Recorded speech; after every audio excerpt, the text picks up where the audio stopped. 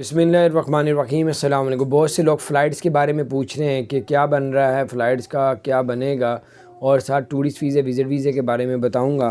یہ دونوں ڈیٹیلز جو ہے سب سے پہلے آپ کو بتاتے چلے کہ اگر کوئی پاکستان سے ٹریول کرنے لگا دوسرے ملکوں کے لیے، پہلے تو وہ خبردار ہو جائے۔